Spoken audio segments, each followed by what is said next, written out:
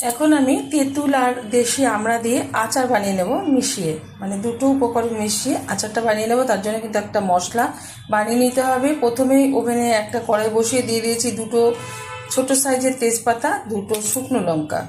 একটু ভালোভাবে নেড়ে চেড়ে নেব। শুকনো লঙ্কা তেজপাতাটা ভালোভাবে কিন্তু ভাজা হয়ে গেছে। এখন এই অবস্থাতে দিয়ে দেবো কিছুটা পরিমাণে পাঁচফোড়ন।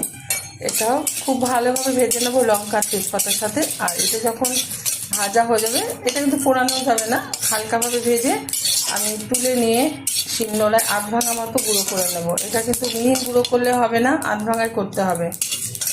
ভাজা হয়ে গেছে, ঢেলে দিচ্ছি একটা পাত্রে। ঠান্ডা হয়ে যাওয়ার পর শিলনোড়ায় গুঁড়ো করে নিচ্ছি। পাঁচফোড়নটা ঢেলে দেওয়ার পর আমি কড়াইতে পরিমাণ মতো জল নিয়ে নিয়েছি। এখন জলের মধ্যে দিয়ে দেবো সামান্য পরিমাণে একটু হলুদ গুঁড়ো, খুব সামান্য দিতে হবে। দিয়ে দিচ্ছি পরিমাণ মতো লবণ। লবণটা পরে কম বেশি চেক করে নিলে হবে, কম হলে একটু ঠিকঠাকভাবে দিতে হবে যাতে বেশি না হয়। এখন দিয়ে দিচ্ছি সামান্য পরিমাণে একটু তেঁতুল। দিয়ে দেবো টুকরো করে রাখা আমড়া, ভালো করে ধুয়ে পরিষ্কার করে নিয়েছি। ভালোভাবে একটু নেড়ে দিচ্ছি, বেশ কিছুক্ষণ ধরে ফুটিয়ে নেব। ভালোভাবে বেশ কিছুক্ষণ ফুটিয়ে নিয়েছি, নেওয়ার ফলে কিন্তু চেঞ্জ হয়ে গেছে আমড়ার কালারটা। আর এদিকে কিন্তু তেঁতুলটাও এই যে গলে গেছে।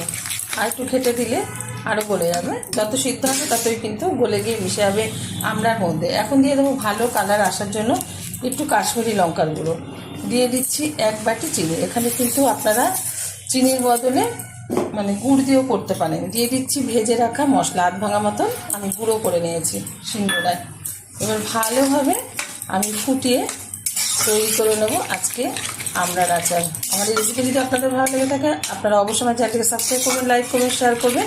ঠিক যেরকমভাবে দেখাচ্ছি তেঁতুল আর আমড়া মিশিয়ে এরকমভাবে আবার আচার বানিয়ে করে খেয়ে দেখবেন, আশা করি ভীষণ ভালো লাগবে। অনেকে তো অনেক রকমভাবে করে থাকে, তবে আমি আমার স্টাইলে করে থাকি। আমড়ার আচারটা কিন্তু হয়ে গেছে। এর থেকে আর বেশি টানাবো না, যেহেতু চিনি দিয়ে করা হয়েছে। কারণ এর থেকে বেশি টানানো হলে কিন্তু একদম শক্ত হয়ে যাবে, তখন আর আমড়ার আচারটা খাওয়া যাবে না, আমড়ার আচারটা। তো এখন এই অবস্থাতে নামিয়ে ঢেলে দেবো একটা পাত্রে। ঠান্ডা হয়ে যাওয়ার পর কিন্তু একটা জারে এটা আমি রেখে দেবো। আপনারা কিন্তু অবশ্যই এরকম একটা রেসিপি ট্রাই করবেন, আশা করি ভালো লাগবে।